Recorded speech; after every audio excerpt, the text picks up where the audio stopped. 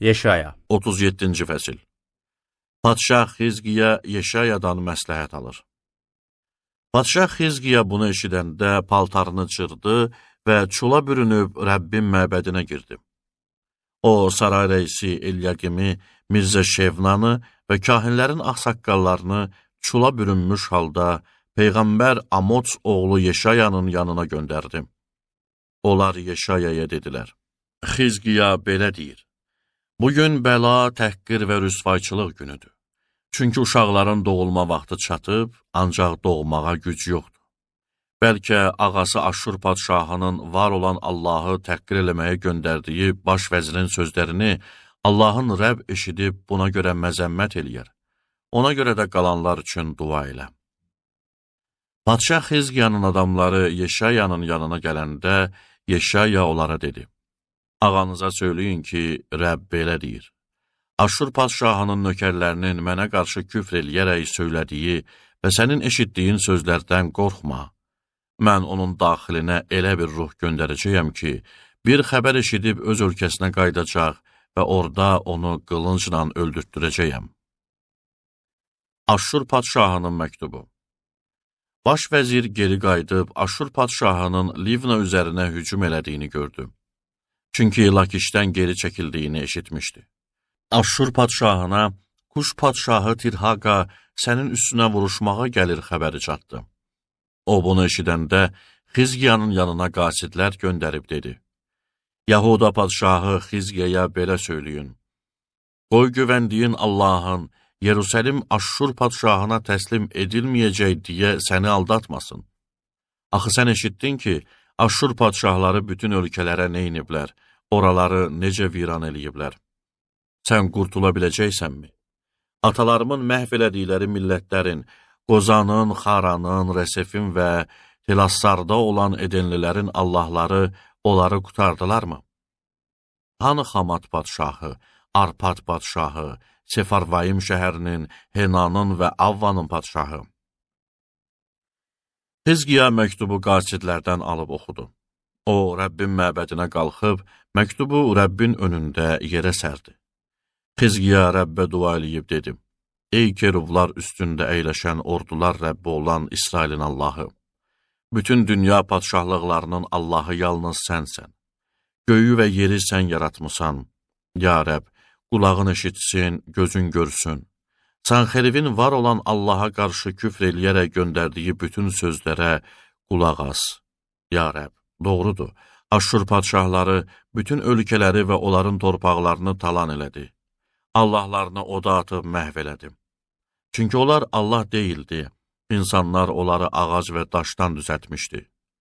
Ey Allahımız Rəbb, indi isə yalvarıram, bizi onun əlindən qutar və bütün dünya padşahlıqları bilsin ki, Rəbb yalnız sənsən. Yeşaya Aşurluların məğlubiyyəti barədə peyğəmbərlik eləyir.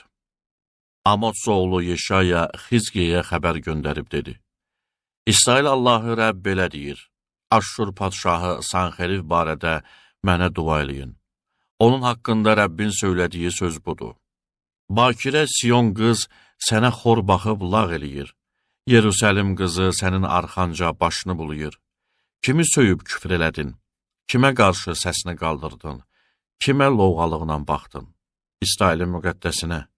Nökərlərinin vasitəsilə Rəbbi təhqir eləyib dedin: Çoxlu döyüş arabalarımla dağların zirvəsinə, Livanın ən uca yerlərinə çıxdım. Uca sidr ağaclarını, gözəl şam ağaclarını kəsdim. Uzaq təpələrinə, yaşıl meşələrinə çıxdım. Quyu qazdım və sularını içdim. Misirin bütün çaylarını ayağımla qurutdum. Məyər eşitməmisən ki, mən çoxdan bu işi hazırladım, qədimdən bəri müəyyən elədiyimi indi yerinə yetirirəm ki, sən qalalı şəhərləri dağıdıb viranəliyə çevirəsən. Bu şəhərlərin sakinləri zəiflədi, çaşqınlığa və xəcalətə düşdü. Yetişməmişdən əvvəl yandırılan çöl otu, göyərti və damda bitən ot kimi oldu. Sənin oturuşunu, girişini, çıxışını, mənə qarşı hiddətini bilirəm. Mənə qarşı hiddətləndiyinə görə, lovğalığın qulağıma çatdığına görə, halqamı burnuna və yüyənimi ağzına taxacağam. Səni gəldiyin yolla geri qaytaracağam. Ancaq sənin üçün əlamət budur. Ey Xizqiya, bu il və gələn il özü yetişən barını, 3-cü il isə taxıl zəmilərini, üzüm bağları salıb onların bəhrəsini yiyin. Yahuda nəslindən qurtulub sağ qalanlar yenə aşağıya doğru kök atacaq, yuxarıya doğru bəhrə verəcək. Çünki qalanlar Yerusəlimdən, xilas olanlar Siyon dağından çıxacaq. Ordular Rəbbinin qeyrəti bunu eləyəcək. Buna görə Aşşur padşahı barədə Rəbb belə deyir. O bu şəhərə girməyəcək. Ora ox atmayacaq. Qarşısına qalxanla çıxmayacaq. Qala önündə torpaq qalağı qurmayacaq. Ancaq gəldiyi yolla geri qaydacaq, bu şəhərə girməyəcək.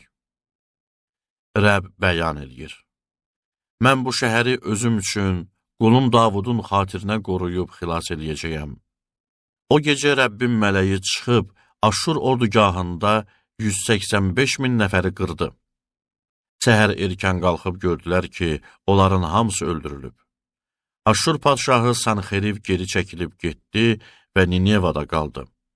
O öz Allahı Nisrokun məbədində səcdə eləyərkən, oğulları Adrammeleklə Şareser onu qılıncla öldürdü və Urartu ölkəsinə qaçdı. Sanxerivin yerinə oğlu Esarhaddon padşah oldu.